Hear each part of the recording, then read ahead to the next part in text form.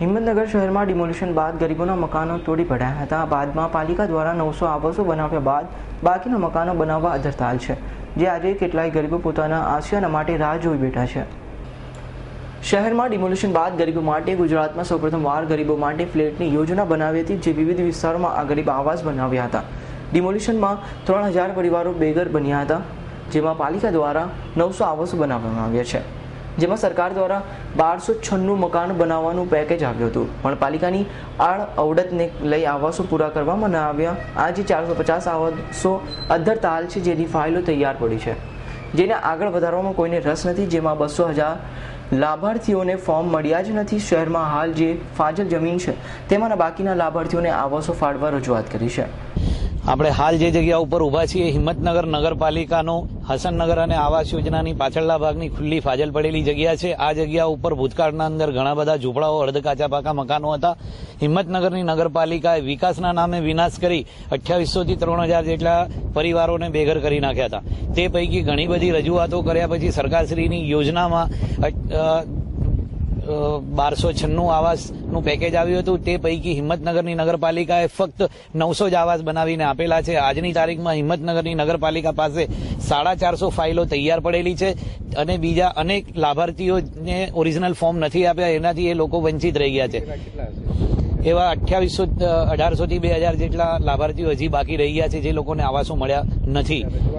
તે પૈકી મેં હિંમતનગર નગરપાલિકાની સામાન્ય સભામાં પણ રજૂઆત કરી હતી. તે પૈકી કલેક્ટર સાહેબશ્રીને મેં આ બાબતની રજૂઆત કરી છે કે ભાઈ નગરપાલિકા ઠરાવ કરીને દરખાસ્ત તૈયાર કરીને આપના સમક્ષ મોકલે તો આપ મને સહકાર આપો કે જેનાથી કબજા હકની સનદ આપ આપી દો. કદાચ નગરપાલિકા એવું કહેવા માંગે છે કે ભાઈ આ જગ્યા ઉપર 3 માળના પાકા મકાન ન બની શકે, તો ન બની શકતા હોય તો કાંઈ વાંધો નહીં, પણ જો આ લોકોને કબજા હકની સનદ આપવામાં આવે રોડ રસ્તા બાકાત કરીને, તો જે 450 ફાઇલ નગરપાલિકામાં પડી છે તે એના સિવાય બાકીના જે લોકો રહી ગયા છે એના માટે આ જગ્યા ઉપર સમાવેશ થઈ શકે એવી અનેક હિંમતનગર નગરપાલિકા વિસ્તારની ફાજલ પડેલી જે જગ્યાઓ છે તેના માટે નગરપાલિકા દરખાસ્ત તૈયાર કરી કલેક્ટરશ્રીના અંદર મોકલી આપે કે જેનાથી આ તમામ જે ઘર વિહોણા પરિવારો છે એ લોકોનો સમાવેશ થઈ શકે એવી હું સરકારશ્રી તરફથી માંગ કરું છું. 4 વર્ષ બાદ પાલિકાને ગરીબોના આવાસ માટે સમય મળ્યો નથી. પાલિકા દ્વારા હજુ પણ લાભાર્થીઓને આવાસો મળે તે માટે પ્રયાસો તો ચાલુ જ છે, પણ આવાસો હજુ બન્યા નથી. પાલિકા દ્વારા કેટલાક આવાસો, કેટલાક કારણો આ આવાસો બન્યા ન હોવાના કારણો બતાવ્યા છે. આપનો પ્રશ્ન સાચો છે. હિંમતનગર નગરપાલિકાની અંદર અંદાજે 1300 જેટલા આવાસો બનાવવા માટેનું નક્કી થયું રાજ્ય સરકારના સહકારથી અને સહયોગથી. એ પૈકીનો એક લોટ અંદાજે 400 જેટલા આવાસો તકનીકી કારણસર એને રદ કરવા પડે, જે મતલબનો ઠરાવ કરીને સરકારશ્રીની અંદર પણ આ હિંમતનગર નગરપાલિકા દ્વારા જાણ કરવામાં આવી છે.